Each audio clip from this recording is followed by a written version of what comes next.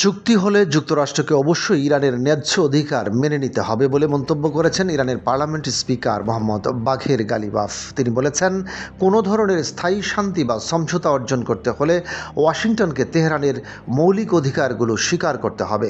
শনিবার ৭১ সদস্যের একটি উচ্চ পর্যায়ের প্রতিনিধি দল নিয়ে পাকিস্তানের রাজধানী ইসলামাবাদে পৌঁছানোর পর সাংবাদিকদের সঙ্গে আলাপকালে তিনি এ মন্তব্য করেন।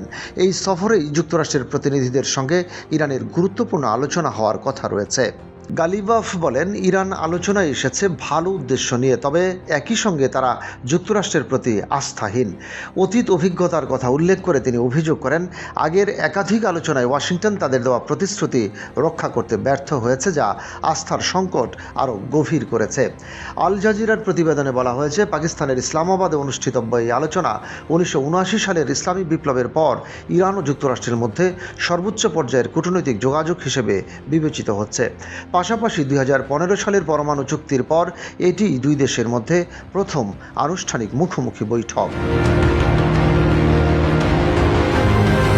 উল্লেখ্য, 2015 সালে স্বাক্ষরিত ইরানের পরমাণু চুক্তি পরবর্তীতে 2018 সালে যুক্তরাষ্ট্রের তৎকালীন প্রেসিডেন্ট ডোনাল্ড ট্রাম্প একতরফাভাবে প্রত্যাহার করেন, যার ফলে দুই দেশের সম্পর্ক আরও উত্তপ্ত হয়ে ওঠে। এদিকে একই বছর ইরানের সর্বোচ্চ নেতা আয়াতুল্লাহ আলী খামেনি যুক্তরাষ্ট্রের সঙ্গে সরাসরি আলোচনার উপর নিষেধাজ্ঞা জারি করেছিলেন বলে বিভিন্ন প্রতিবেদনে উল্লেখ করা হয়েছে। তবে সাম্প্রতিক যুদ্ধ পরিস্থিতি এবং আঞ্চলিক অস্থিরতার কারণে সেই অবস্থানেও পরিবর্তনের ইঙ্গিত দেখা যাচ্ছে। গত 6 সপ্তাহ ধরে চলমান সংঘাত ও সামরিক উত্তেজনার পরিপ্রেক্ষিতে ইসলামাবাদের এই বৈঠককে অত্যন্ত গুরুত্বপূর্ণ হিসেবে দেখা হচ্ছে।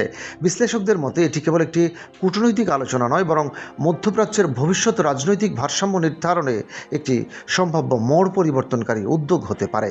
ওমানের মাস্কাটে অনুষ্ঠিত পূর্ববর্তী দফার আলোচনা কোনো সমঝোতায় পৌঁছাতে ব্যর্থ হয়, তবে এবারের আলোচনায় মার্কিন ভাইস প্রেসিডেন্ট জেডি ভ্যান্সের উপস্থিতিকে গুরুত্বপূর্ণ অগ্রগতি হিসেবে দেখা হচ্ছে।